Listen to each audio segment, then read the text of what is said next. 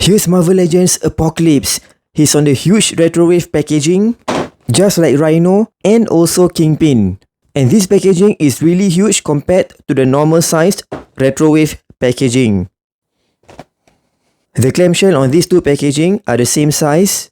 And here's the back of the packaging with a shot of the figure and the short bio, which reminds me of what he said in the Fox X-Men Apocalypse movie.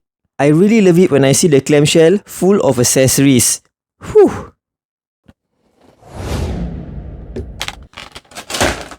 Here's the figure in the clamshell, and look at the retro packaging. I've opened it really cleanly. You don't see any cuts or tears at all. You can check out my video on how I open up my retro packagings. Link is in the description below. The figure is on two separate clamshells. The figure is at the front and the accessories are at the back. Let's get the figure out. Here's the figure out of the packaging. The figure comes with a pair of hose, 3 pieces of red blast effects, 1 big and 2 smaller ones, 2 heads, one with the mouth closed and the other one with a grimace, a pair of fists, a pair of alternate hands, and a weapon. The hose simply slots in the hole over here, with the bent end going near the backside,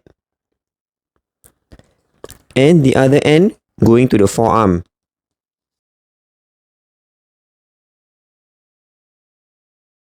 This is just a pair of open-fingered hands. And here's the weapon, which is actually an alternate hand.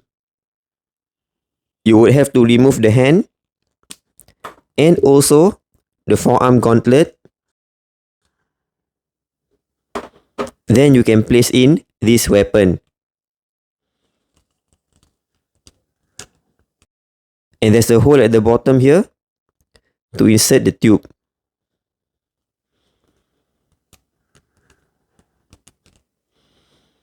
Here's how the figure looks like with the weapon on the arm. It can be attached to either of the arms. There are 4 holes at the front of the weapon, 2 small ones and 2 bigger ones. And for the big one, you can attach the big red effect on either of the hole. And for the smaller hole, it is to attach the smaller red effect. One is actually shorter than the other.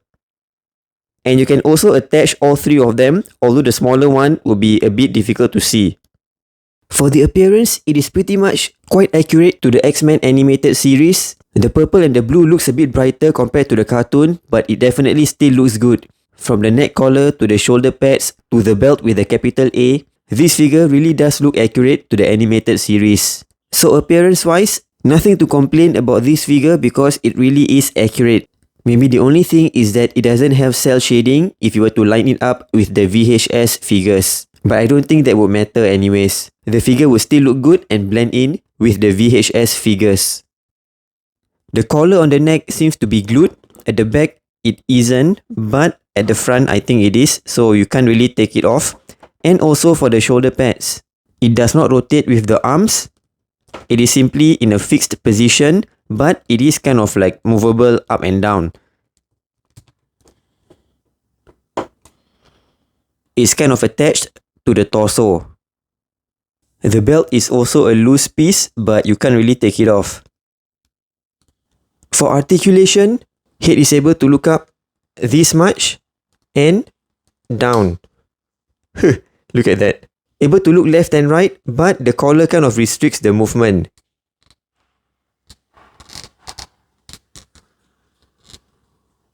Arms go up this much. Bicep swivel. Elbow joint only allow this much movement. Wrist swivel and hinge. The arms are able to rotate, but it does affect the shoulder armor a bit. Look at that. If he raises his hand, this is what happens. Abs click forward this much and to the back. Waist swivel, although it kind of affects the belt a bit. This amount of split, pretty decent amount of Van Damme split. Van Damme would be proud. This much to the front. Thigh swivel. Double hinge knee joint. And ankle hinge, pivot, and it is also able to rotate. Overall, decent articulation for a big figure. We have 5 Marvel Legends Apocalypse figures. The one that is missing here is of course the Toy Biz BAF, which you guys know is really awesome. But this one over here by Toy Biz really did not age well. It's really so chonky. And it's actually quite hard to believe that it used to fetch quite a high price. It follows the comic appearance, but we definitely have a better updated version of it. And from the back, he really looks even more short and stout. The hands and the legs looks kind of long compared to the torso. It looks kind of disproportionate, just like the Toy Biz Juggernaut figure. Of course, the details and sculpt on it is really good. You can see the metallic ball hip joint over there. And the overall sculpt throughout the whole body, it is really good. The hose is kind of short though, but I think overall, the figure really didn't age well. So let me just put this aside. So here are the 3 Hasbro Apocalypse figures, and their parts are really a mixed match of each other. All 3 of them have the same thigh and arms. These 2 have the same torso, but of course the Retro Apocalypse has a retooled torso. The bottom part of the legs for these 2 figures are exactly the same, except that for the BAF has this thingy at the ankles. The Retro Apocalypse does not have this. The forearm gauntlet for all 3 of them are different. The gauntlet on this one looks kind of like Infinity Gauntlet. And they have the same hand sculpts as well. For all 3 of them, although the shoulder pads are different, they are attached in a similar way. Here's the BAF, and the shoulder pads are attached in a similar way. And also the neck piece can be separated. Here's a clearer view of it. Same goes for the Age of Apocalypse figure. The cape is also removable for this one. Both these figures have the same exact head sculpt, just different paintwork, but the Retro Apocalypse has this alternate head, which is slightly different from the Age of Apocalypse alternate head. And for the hose or the tubes, they actually have different sculpt. The Retro version is really clean and only has these engraved stripes along the tube. But for the BAF, there is also dots along the stripes. And I definitely prefer the darker grey colour as well. Here's how they look like if we switch the tubes. Here's how the Apocalypse figure sizes up with the other Marvel Legends X-Men figures. Quite a decent size, bigger, which is great. And here's the mandatory shot of Apocalypse and Rogue.